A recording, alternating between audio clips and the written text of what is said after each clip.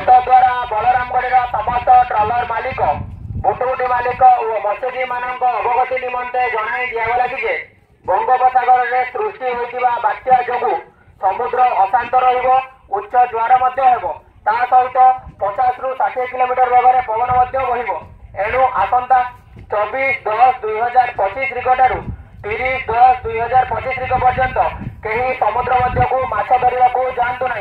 जो मैंने समुद्र मध्य को माछ धरने को जाइछन्ति तुरंत कूल को फेरी आसतु। डंगा जाल सुरक्षित स्थान में रखु। जदि यही नियम अवमानना करती आईन अनुजाई दृढ़ कार्यानुष्ठान ग्रहण करा। धन जीवन सुरक्षा निमंते जणाई दिगला मत्स्य विभाग ओडिशा सरकार।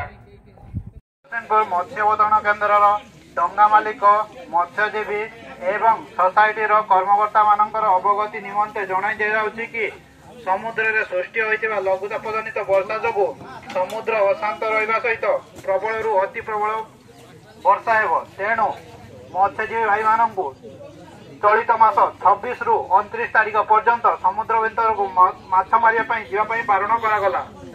तत्सहित जो मैंने जाइछन्ति आज कूल को तुरंत फेरवा जनातु। जाल एवं डंगा को सुरक्षित स्थान रखा सहित निजे मध्य सुरक्षित स्थान रुहतु। यही वार्ता धन एवं जीवन अत्यंत जरूरी अटे। सहकारी मत्स्य अधिकारी सामुद्रिक संप्रसारण चंदनेश्वर। धन्यवाद।